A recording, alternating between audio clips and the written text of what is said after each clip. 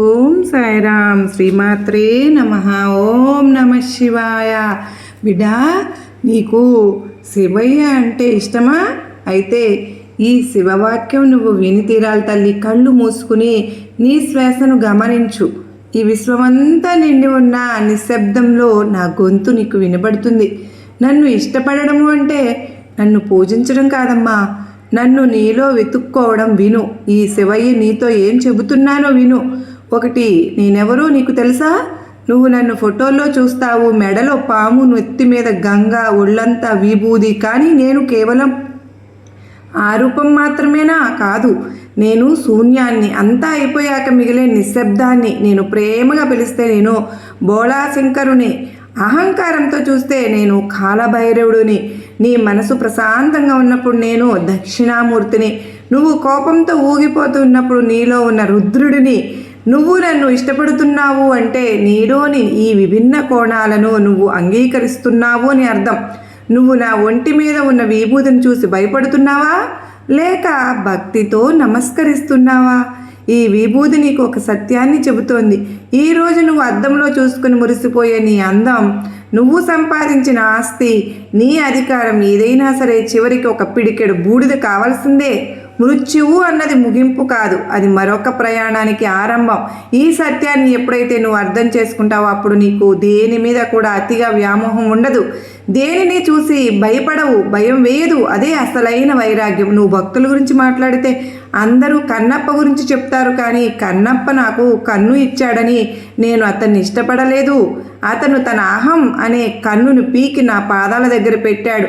లోకం దృష్టిలో అతను వేటగాడు, అపవిత్రుడు. కానీ నా దృష్టిలో అతను నిష్కల్మషమైన బిడ్డ.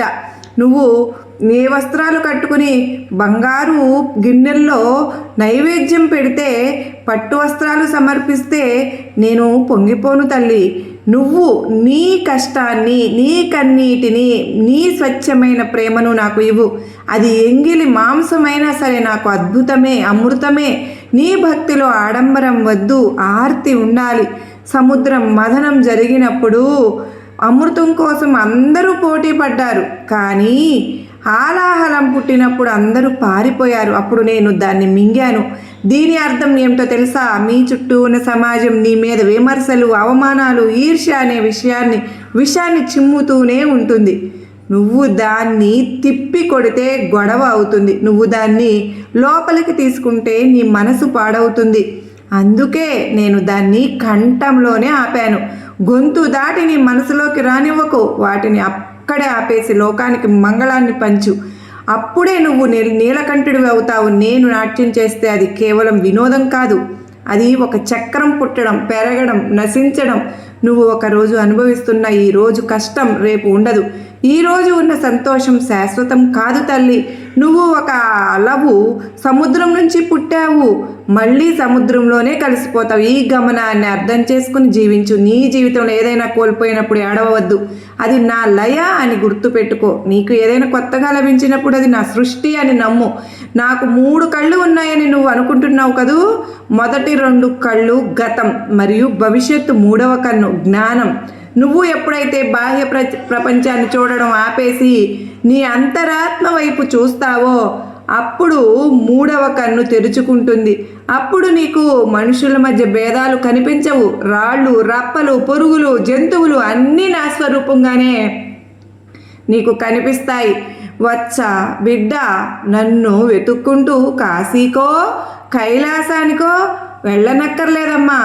ఆకలితో ఉన్నవారికి అన్నం పెట్టినప్పుడు ఆ తృప్తిలో నేనుంటాను. కష్టాల్లో ఉన్నవారికి చేయూత ఇచ్చినప్పుడు ఆ ధైర్యంలో నేనుంటాను. నీ తప్పును నువ్వు తెలుసుకుని పశ్చాత్తాపడినప్పుడు ఆ కన్నీటి చుక్కలో నేనుంటాను. శివోహం శివోహం అని నువ్వు పలకనక్కర్లేదు తల్లి. నీ కర్మల్లో శివత్వాన్ని చూపించు. నీకు శివుడు ఇష్టం అన్నావు కదా, అయితే ఇప్పటి నుంచి కోపాన్ని వదిలేయి, అహంకారాన్ని బూడిద చేసేయి, ప్రేమను గంగలాగా ప్రవహింపచేయి. అప్పుడు నువ్వే శివుడివి, నేనే నువ్వు, నువ్వే నేను. మరి బిడ్డ, ఈరోజు నీకు శివయ్య అంటే ఇష్టం కనుక తప్పకుండా శివరాత్రి రోజు ఇది తప్పకుండా విని నిద్రపోవడం వలన నీకు ఎల్లప్పుడూ కూడా శివయ్య అనుగ్రహం కలుగుతుంది తల్లి. ఎప్పుడు శివయ్య ఎల్లప్పుడూ కైలాస పర్వతం మీద ధ్యానం చేస్తూ ప్రశాంతంగా ఉంటాడు. మహారాజు అయిన హిమవంతుని నగరం కైలాస పర్వతానికి దగ్గరలోనే ఉంటుంది. హిమవంతుడు స్వర్గలోక మహిళను ప్రేమించి వివాహం చేసుకున్నాడు. వారికి ఒక కుమార్తె పుడుతుంది. ఆమె పేరు పార్వతి. ఆమె పర్వతాలకు రాజైనటువంటి హిమవంతుడి కూతురు అవడం వలన ఆమెకు పార్వతి అని నామకరణం చేశారు. పార్వతీదేవి చిన్నప్పటి నుండి చదువుల్లో, ఆటల్లో మరియు అన్ని విషయాల్లో చురుగ్గా ఉంటుంది. ఆమె చిన్నప్పటి నుంచి శివయ్య నామం వింటూ ఆయన గురించి తెలుసుకుంటూ ఉంటుంది. ఎన్నోసార్లు కైలాస పర్వతాన్ని చూస్తూ అలాగే నిద్రపోయేది. ఎప్పటికైనా శివయ్యను వివాహం చేసుకోవాలి అని ఆమెకు కోరిక ఉండేది. కొన్ని సంవత్సరాలకు తరువాత నారదుడు హిమవంతుడి దగ్గరకు వచ్చి, నీ కూతురు పార్వతికి శివుడంటే చాలా ఇష్టం, ఆమెను శివుడికి ఇచ్చి వివాహం చెయ్యి అని అంటారు. కానీ హిమవంతునికి కూతురైన పార్వతిని శివయ్యకు ఇచ్చి వివాహం చేయడం అస్సలు ఇష్టం ఉండదు. అప్పుడు హిమవంతుడు పార్వతి దగ్గరకు వెళ్ళి ఎన్నో మాటలు చెప్పి ఎన్నో ప్రయత్నాలు చేసి ఆమె మనసును మార్చడానికి ప్రయత్నిస్తాడు. కానీ పార్వతీదేవి ఎన్ని చెప్పినా నేను శివుణ్ణే పెళ్లి చేసుకుంటా అని అంటూ ఉండేది. అప్పుడు హిమవంతుడు చేసేదేమీ లేక పార్వతిని తీసుకుని కైలాస పర్వతాన్ని ఎక్కి శివుని దగ్గరకు వెళ్ళి శివునితో ఇలా అంటాడు, నా కూతురు మిమ్మల్ని వివాహం చేసుకోవాలని అనుకుంటూ ఉంది.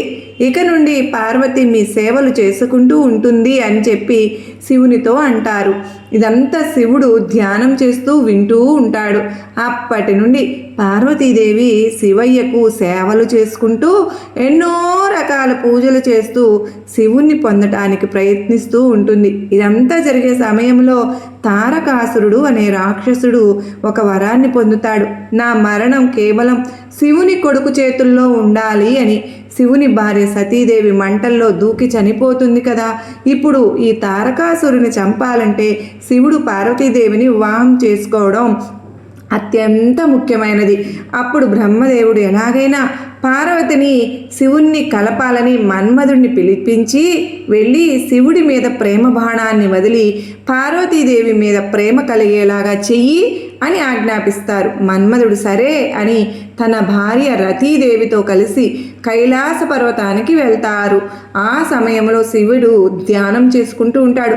పక్కనే పార్వతీదేవి కూర్చుని శివుని జపిస్తూ ఉంటుంది.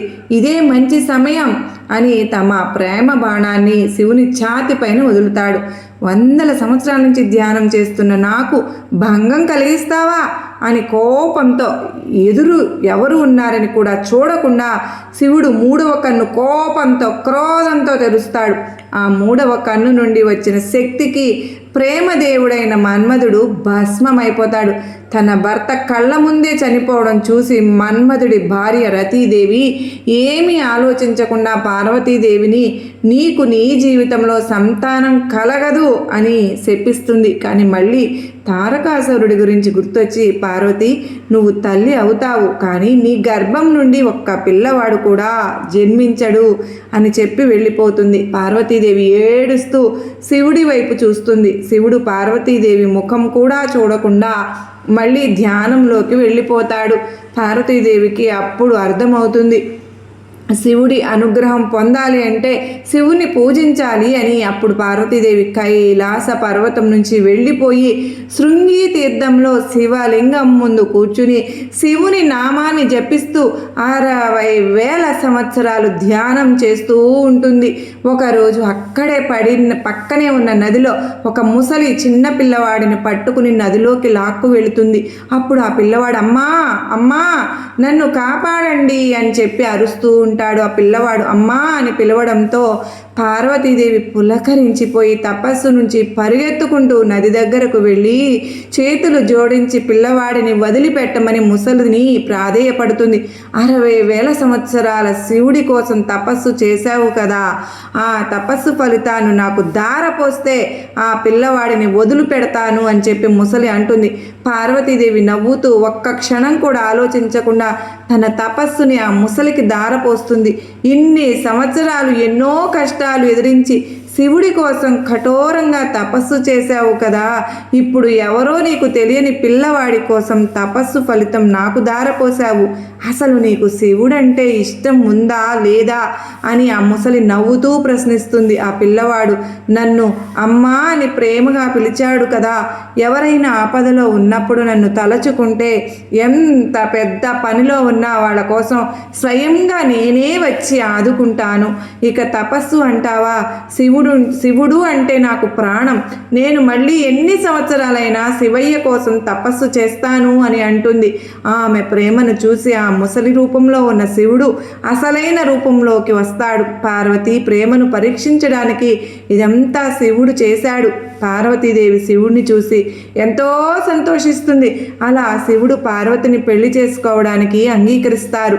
దేవతలందరూ కలిసి హిమవంతుడి ఇంటికి వెళ్ళి హిమవంతుడిని పెళ్లికి ఒప్పిస్తారు. అలా శివుడికి పార్వతిని హనుమంతుడి ఇంటిలోనే వివాహం జరుగుతుంది. శివ పార్వతుల పెళ్లి అయిన తరువాత రోజే దేవతలందరూ శివ పార్వతుల దగ్గరకు వెళ్ళి, స్వామి మీరు మన్మధుడిని భస్మం చేశారు కదా, దయచేసి అతన్ని మళ్ళీ బ్రతికించండి. మన్మధుడు కేవలం బ్రహ్మ చెప్పిన పని మాత్రమే చేశాడు, అంతే, ఇందులో అతని తప్పు ఏమీ లేదు అని వేడుకుంటారు. పార్వతీదేవి కూడా రతీదేవి బాధ చూసి రతీదేవిది శివుణ్ణి వేడుకుంటుంది. సరే అని చెప్పి తన తపోశక్తి ఉపయోగించి మళ్ళీ ఆ మన్మధుడిని మామూలుగా చేస్తారు మన శివయ్య. మరి తరువాత ఆ మన్మధుడు మళ్ళీ బ్రతికిస్తారు కూడా. అప్పటికే తారకాసురుడు లక్షల మందిని చంపేస్తూ ఉంటాడు. పార్వతికి ఉన్న శాపం వల్ల బిడ్డలు జన్మించరు. మరి కనుకనే శివయ్య మరియు పార్వతీదేవి ఒక గృహం లోపలికి వెళ్ళి ధ్యానం చేస్తారు. వాళ్ళిద్దరి తపోశక్తి అగ్నిలా వెలిగిపోతున్న 6 అగ్నికుండములు ప్రత్యక్షమవుతాయి. అప్పటికే తారకాసురుడు అందరినీ హతమారుస్తూ ఉంటాడు. దేవతలందరూ కూడా అసహనంతో అగ్నిదేవుణ్ణి శివుడి దగ్గరకు పంపుతారు. శివపార్వతులు సరే అని చెప్పి ఆ 6 అగ్నిగుండములను అగ్నిదేవునికి ఇస్తారు. అగ్నిదేవుడు కూడా ఆ 6 అగ్నిగుండముల నుంచి వచ్చే వేడిని తట్టుకోలేకపోతాడు. వెంటనే గంగాదేవిని పిలిచి ఆమెకు ఇవ్వగా ఆమె కూడా కొద్ది సమయం తరువాత ఆ వేడిని తట్టుకోలేక పక్కనే ఉన్న నదిలో ఆ 6 అగ్నిగుండములను పడవేస్తుంది. ఇదంతా చూసి పార్వతీదేవి వెంటనే ఒక నీటి రూపంలో మారి ఆ 6 అగ్నిగుండాలను పట్టుకుంటుంది. కొద్దిసేపటికి ఆ 6 అగ్నిగుండములు 6 బిడ్డలుగా మారుతాయి. ఆ 6 బిడ్డలను ఏకం చేసి కార్తికేయ స్వామికి పార్వతీదేవి జన్మనిస్తుంది. అందుకే కార్తికేయ స్వామిని షణ్ముఖుడు అని కూడా పిలుస్తారు. ఆ తర్వాత షణ్ముఖుడు తన శక్తిని ఉపయోగించి చిన్న పిల్లవానిగా ఉన్నప్పుడే తారకాసురుడిని హతమారుస్తాడు. ఆ మహోన్నతమైనటువంటి రోజుని ప్రతి సంవత్సరం మనం మహాశివరాత్రిగా జరుపుకుంటున్న మన భారతదేశంలో వారణాసి, శ్రీశైలం, ద్రాక్షారామం, శ్రీకాళహస్తి, అలాగే వేములవాడ మొదలగు ప్రదేశాల్లో అత్యంత శక్తివంతమైన శివలింగాలు ఉన్నాయి. ఈ మహోన్నతమైన రోజున మన మనసులో ఉన్న కోరికను మనస్ఫూర్తిగా కోరుకుని శివునికి గనక చెబితే శివయ్య ఆ కోరికను వెంటనే తీర్చేస్తారు. ఎలాగూ అంటే ముందు జన్మలో ఎంతో ఆకలితో ఉన్న ఒక మనిషి తన ఆకలి తీర్చుకోవడం కోసం శివరాత్రి రోజున శివాలయంలో ఒక దీపం పెట్టడం వల్ల మరుసటి జన్మలో శివుని అనుగ్రహం వల్ల కుబేరుడుగా మళ్ళీ జన్మించాడు. ఇదే రోజు ప్రతి సంవత్సరం విష్ణువు 1008 కలువ పువ్వులతో శివునికి జపిస్తాడు.